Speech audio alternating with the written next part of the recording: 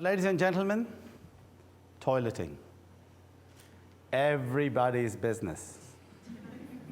Every day. You're curious? By the time I finish this talk, you are never going to look at your toilet the same again. Imagine this. Here I was, a 5-year-old boy in England, being dropped to my school in a posh car. The next image is me as a 5-year-old in rural India, sitting on a squat toilet with a live pig underneath. Curious? That has what has spurred this journey, maybe an obsession about evolution. Toilets have been known since 2500 BC. Toilet ruins have been found since then. We have all been doing it every day. Then this happened. In 1864, Queen Victoria got her porcelain pot. And since then, the question you have to ask is, are we going forwards or backwards? I'm going to share with you the evolution of where we are. So we did some research on toileting. Let's look at some simple basic questions. Why do you women folk put up with long queues outside public conveniences? Why are there no queues in the male toilet? And why do you put up with it? We even have a World Toilet Day, which says we can't wait for everyone to be equal. What does that mean? Should we all have a Western commode? Should we all have sanitation? What does it actually mean? So let's go through this journey of evolution. Our first research was done on women because I'm a gynecologist. Risky business. And we found that 79% of Western women in public conveniences do not sit on the toilet. They hover. Do you know what happens when you hover? You only empty a third of your bladder. So once you break that seal, you are back and forth all the time. Ladies and gentlemen, you do not get any diseases by sitting on the toilet. And you certainly don't fall pregnant. So the first message from our research was, don't hover. Sit. Feels nice, doesn't it? How do you sit? Has anyone taught you how to sit on a toilet? The second thing we found was foot support. Your feet need to be in contact with Mother Earth. They relax your adductor muscles and actually allow better elimination. So dangly legs, especially for children, very bad. 10% of children develop very troublesome bowel and bladder complaints because their feet do not reach the floor. I like that expression. So our first study was called the perfect pee. And when we compared women who sat down, didn't hover, with their feet flat, leant forwards, and did a breathe out, were far better than those who sat up with a newspaper or an iPad or an iPhone or the Encyclopedia Britannica, anything of your choice, as far as elimination is concerned. The more you stagnate, the more constipated you'll look on your face. We are serial constipators. Why do you need a coffee to get you started? Have you ever thought about it? I need my coffee. Otherwise, I can get started. It's not a car.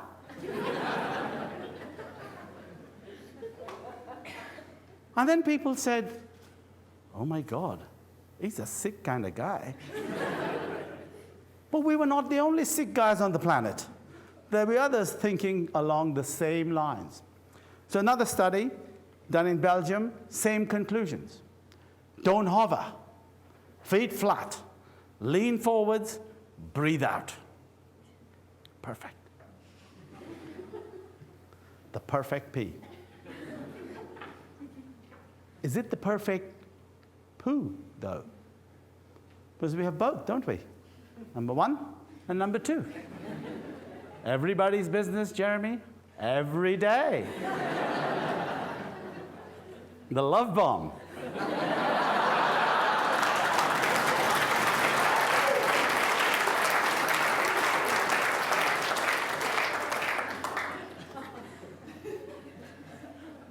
I am one of those sad people who watched 2.5 Men. And when Alan left his home, he took with him his footstool. So we thought, let's research the footstool.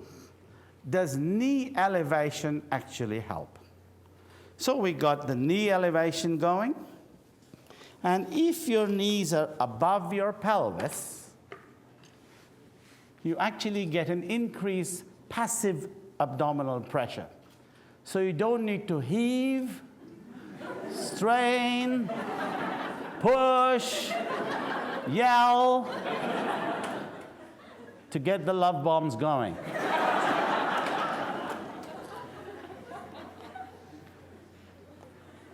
And then someone said, but you look Indian.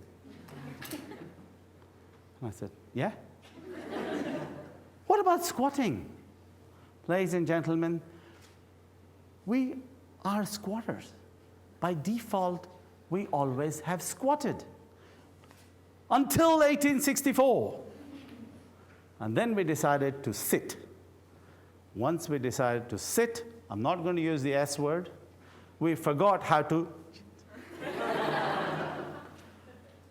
Let's research squatting. Squatting is our default position. It's the position that nature meant us to adopt. So we did some research on squatting. When you squat, the angle of your rectum and anus becomes straight. Every star is aligned. Gives you that great love bomb feeling. When you sit, the angle still remains. You've got to heave, push, get a coffee, do many other things that I choose not to share with you at the moment. You know exactly what I'm talking about. Another terminology, Poolympics.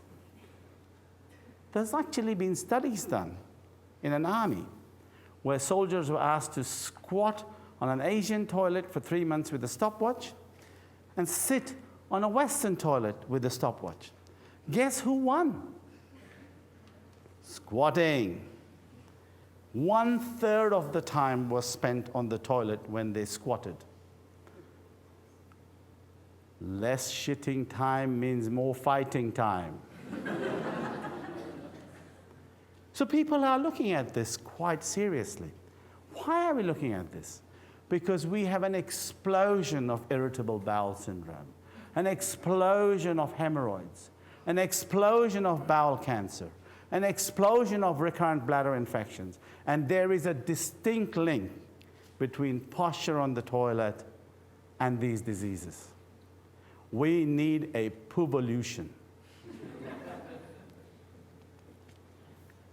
The ultimate squatter would be the one who doesn't need tables or chairs and just squats all the time and is happy.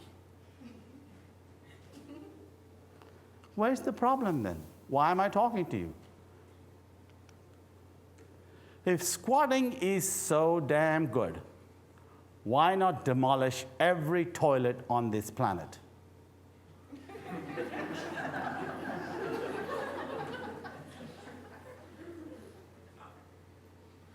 Let's all get a hole and sit on top of it. The problem is we can't. Neo-urbanization in India and China has left people bamboozled on how to actually use these things called the Western closet. There's an airline that actually had to destroy a whole toilet after an Asian had been there trying to sit on top of the toilet. There was stuff everywhere. The other problem is very few people can actually squat. So if you decide tomorrow, I'm going to squat, you're going to fall into your own stuff. And that's not going to be pretty, is it?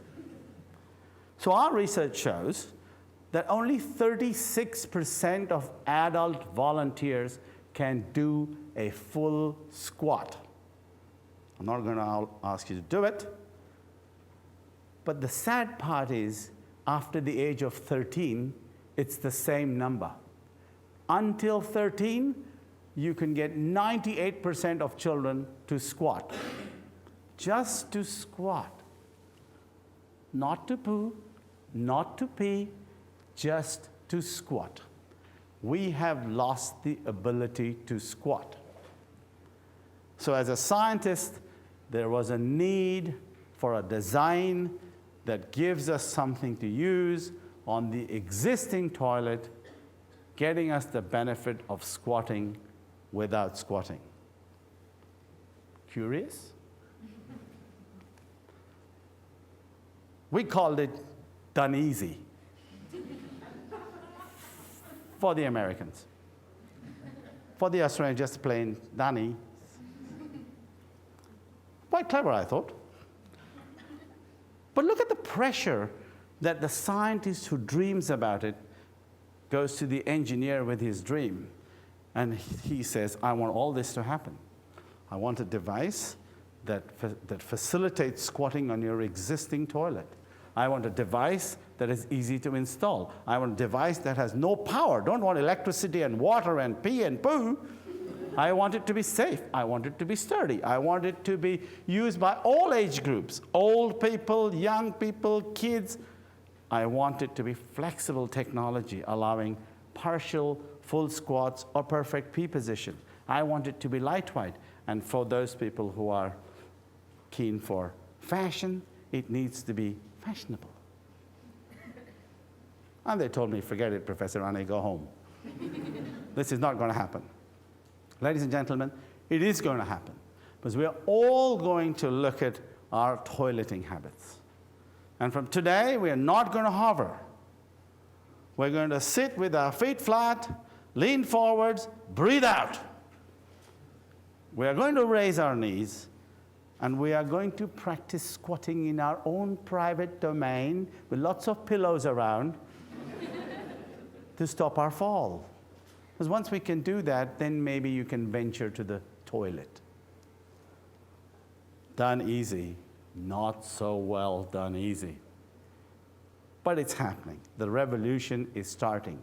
We need to understand that neo-urbanization is taking a toll on our health. It's a long-term problem. Of course, I go in the morning, I'm really regular. Yes, but then I need to have my coffee, I need to have my footstool, I need to eat properly, otherwise I'm heaving and pushing and pulling and nothing's happening.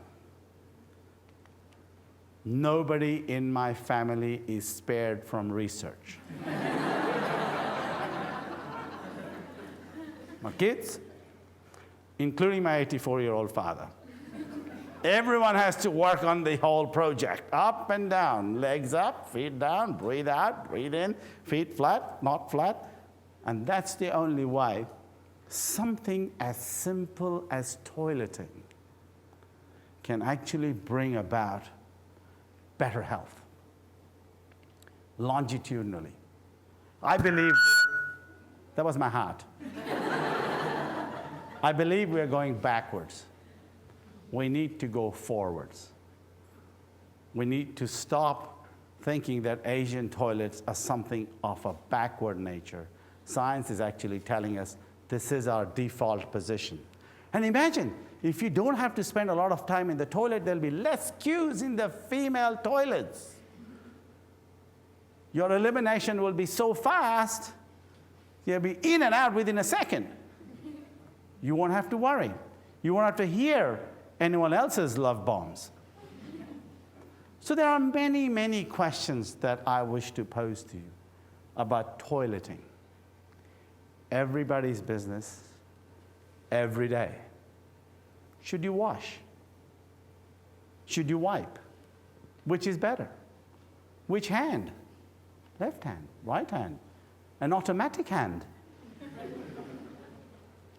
Panasonic have come out with what they think is the ultimate loo.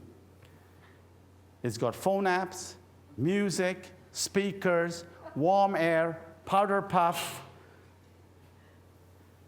jet that you can control the temperature of that hits your backside, but you have to take your clothes off. Otherwise, by the time you go out, you're dripping wet. Ladies and gentlemen, we need a poovolution. Toileting is everybody's business, every day. Thank you.